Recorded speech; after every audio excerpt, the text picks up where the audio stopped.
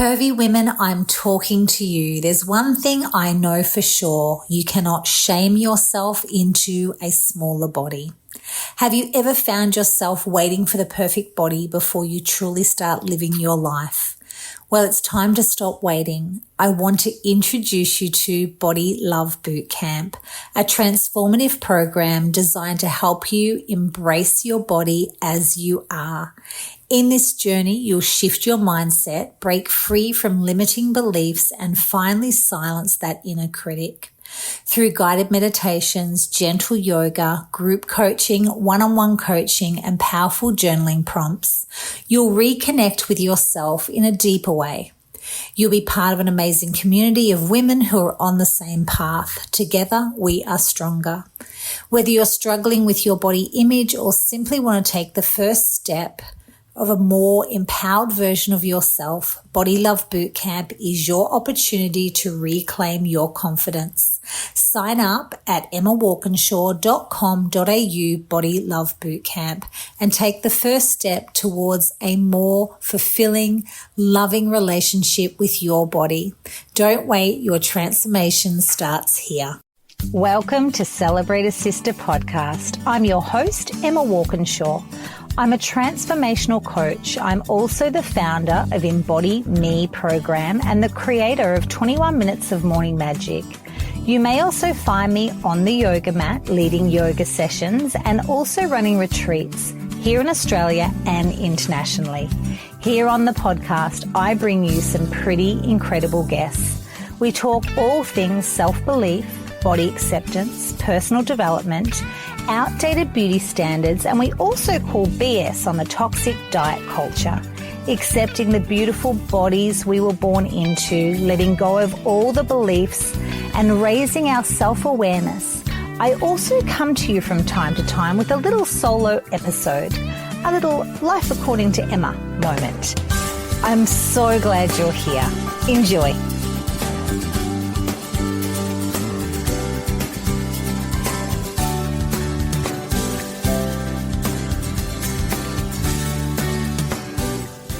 Welcome to this week's episode of Celebrate a Sister. I am your host, Emma Walkinshaw. If it is your first time here, a big warm welcome. I am delighted you have found me. So here on the podcast, I often have some pretty incredible guests. Often I'll be here just doing a beautiful solo podcast where I have my own thoughts and my own views on all things body image, body acceptance, and just uncovering some of the beliefs that have been ingrained in us around our bodies. And particularly I work with women and the trials and the tribulations a woman goes through around her body image as well as the stages of life. So this week's episode has been inspired by a couple of conversations I've had, and it is around Louise Hay says it perfectly, the power of the spoken word. If you haven't looked at Louise Hay's work, she has passed over, but she's an incredible woman who wrote a beautiful book called You Can Heal Your Life. And Louise says the power of the spoken word. So often with this, I have often thought about the power of the spoken word, which is what I'm saying, almost like mind your P's and Q's, be careful what you say, be careful what you put out there. And then I started to think about the diet culture and the slogans that different marketing companies use and how they become embedded into our psyche. And they seem somewhat innocent. However, I do believe behind them, the energy and the feeling of them are not that wholesome. And it was spurred on by a couple of conversations I had. So the first conversation with somebody who had been previously in a multi-level marketing company that sold shakes. And she was telling me how the top woman in this multi-level marketing would get on a call with them and say how when someone is in a bigger body, you must point out to them that they actually have no discipline and they are potentially lazy. And this person that I was talking to, she was saying how she would be on this call and she went into this multi-level marketing company thinking, oh my gosh, I'm going to do so much good in this company. I'm going to help people. It is a wonderful opportunity. But then when she realized the leader was leading them in a way which was shame and guilting people into thinking because they were in a larger body that they were lazy and undisciplined. And she was using that language, and it was just great having a conversation. This woman said, look, it wasn't that the company was bad, but I started to realize then that this didn't feel good, and I'm certainly not going to guilt, shame, or fat shame someone into purchasing shakes, a diet program, because they're lazy and they're undisciplined. And then it got me thinking, I had another conversation with a friend, and then I started to uncover all of this messaging. And you can almost like go, as I speak through this, you and those of you who have been on this undieting process, or on this, I guess, journey of uncovering where we have sold ourselves short. And last week's episode was all about your body is not a justification. You are not an apology. And you start to realize, how did all of these beliefs start to come into me? And yes, we can name 100 things. I know I've spoken quite openly. I've often blamed my mum putting me on a diet at this age. And as an adult now, as a grown adult mum, and I've had many conversations, and she just wanted to help me, and she didn't know any different. What you did was, if someone expressed that they were upset with their body, you just put them on a diet. You fixed it. You got it sorted for them. And then it got me thinking about all of these messages that we've heard over the years. I was a massive Weight Watchers goer in my early days, and I remember that they used to have, one of their slogans was, nothing tastes as good as skinny feels. This slogan is really associated with extreme dieting. It implies that being thin is more valuable than the enjoyment of food, which can promote definitely disordered eating. So somewhere in our psyche, we start to think nothing tastes as good as skinny feels. So really, food is not an enjoyable thing. The aim is to feel skinny as possible and in the smallest body I can. And back to last week's episode, your body's not an apology. Our whole aim is not to shrink ourselves so we are invisible. And often this whole diet culture and this skinny, this absolute being thin is close to godly, is such a heavy weight. And I always say, for me, it's been such a distractor for wonderful things in my life, because the pursuit has always been, it's felt like me chasing rainbows. What I know to be true now is, and Taryn Brumford says this, our beautiful Australian of the Year a few years ago, who's done lots of work around this body image and body positivity movement. And she says each body or each person is almost like a breed of dog. And I know that my heritage is Scottish and Nordic, from a Nordic background. And in that comes a different frame to if I had been born into a country where their framed women were very different. So often, you're trying to act, or I'll speak for myself, trying to act and get a body of a greyhound or a chihuahua, when I'm like a Rottweiler, or I'm like a Doberman, not a Doberman, what are those beautiful dogs that I really love? The Labradors. Maybe I'm more that as opposed to something smaller, but this is what we do. And then we think it's one size fits all, which is get into a smaller body. Everybody needs to be in a thinner body, when we have control, but we don't have control. If you're that breed of dog, you're that breed of dog. It's like saying, I want longer legs, but you just don't have longer legs. I don't want to be a pear shape. I don't want to be an apple shape, but you are. And then we're fighting against this ideal or perfect body when we weren't born with long legs and no hips, or whatever, or a flat bottom, a big bottom, small boobs, big boobs, whatever it is. But it's coming to a place of accepting your beautiful uniqueness, which is much harder than we realize, because this messaging has been embedded into our psyche. The other one that I stumbled across was train insane or remain the same. Again, this slogan enforces the idea that only extreme workouts lead to progress. So it doesn't matter. You can ignore if you need to rest, or you can ignore your individual needs. You just have to train insane or remain the same. When again, it's the extreme, which is what diet culture is. It's on or it's off, it's up or it's down, it's flog yourself or you're being lazy. So thinking through those two statements, have you ever heard them? Nothing tastes as skinny feels, or train insane or remain the same, and thought, yep, that's how it is. That's just how it is. I know for a long time that was kind of how I felt. And then the other messaging that has been also thrown around, and a lot of us have just taken it on board and never questioned it, never actually thought about it.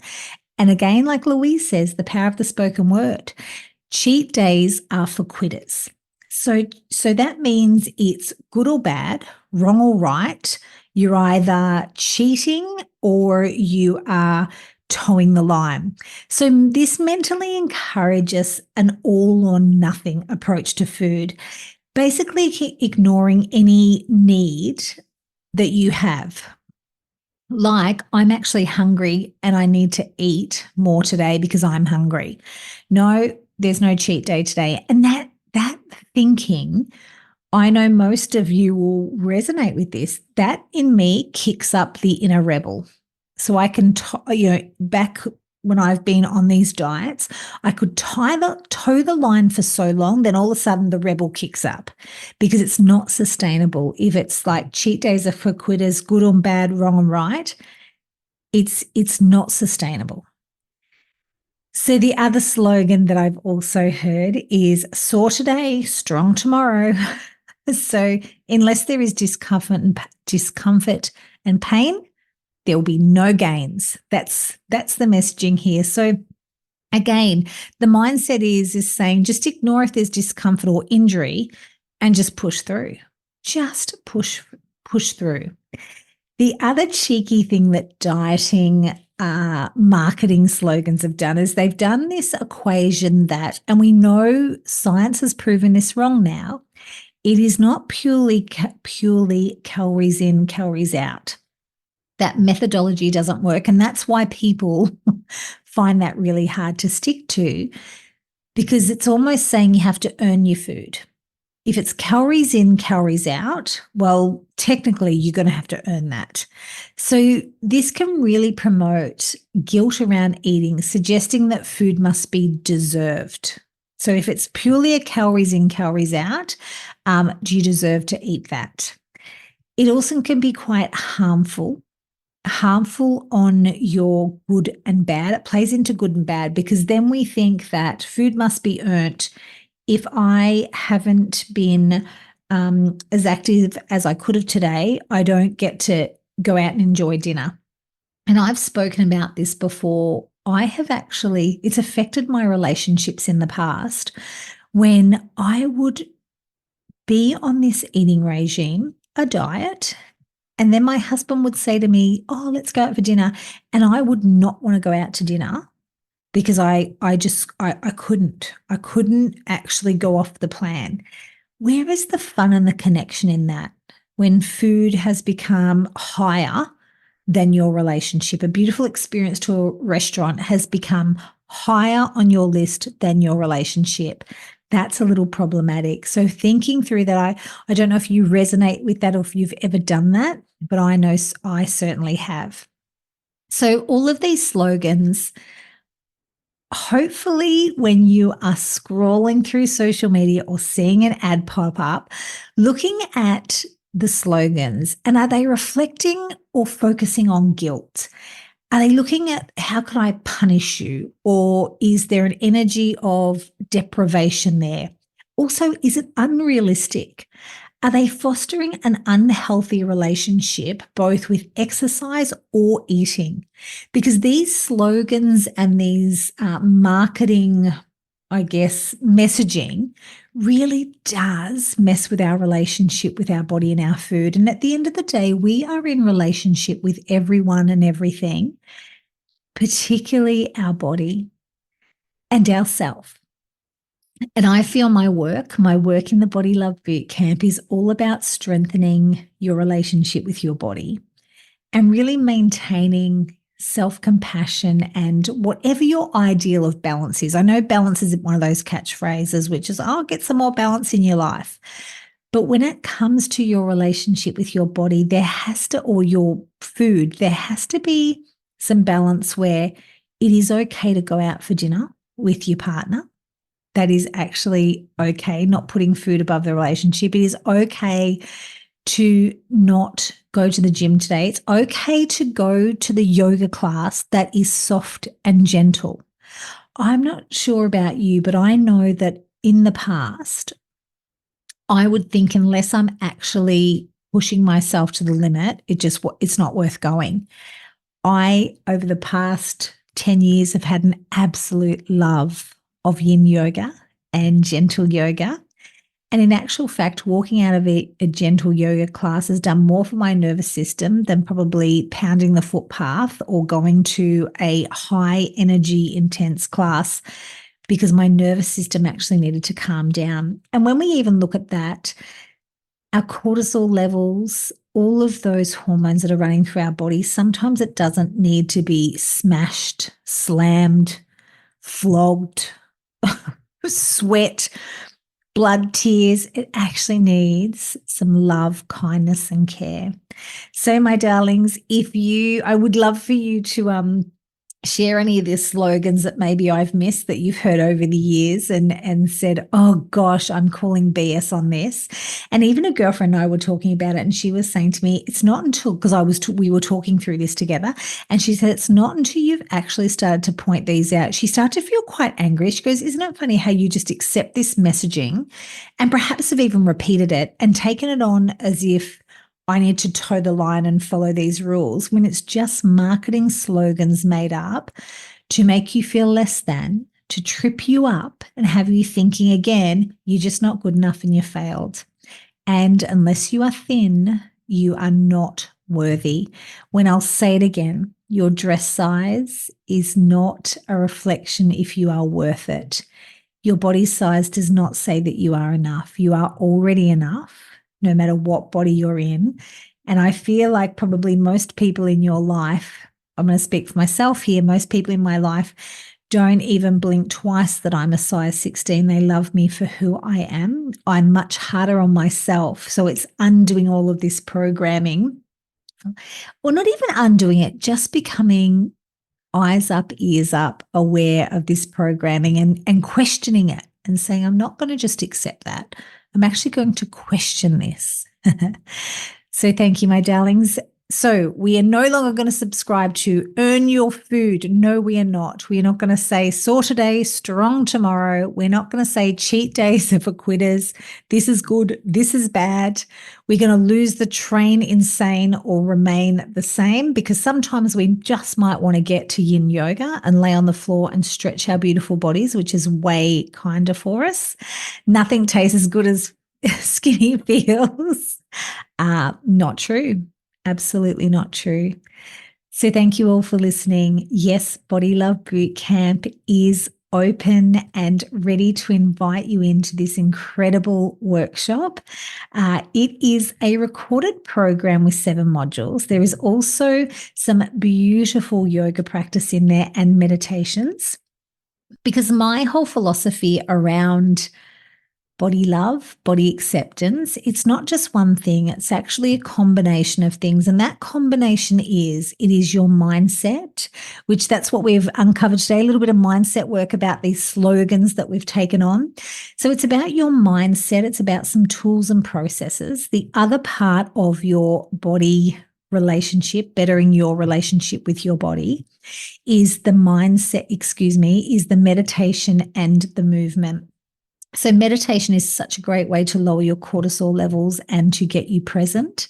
And of course, movement. And as you know, I am an absolute yoga lover, and whatever your movement is, but in the Body Love Bootcamp, it is a focus on yoga, because sometimes we feel like a flow practice and sometimes we don't. We feel like a beautiful yin practice.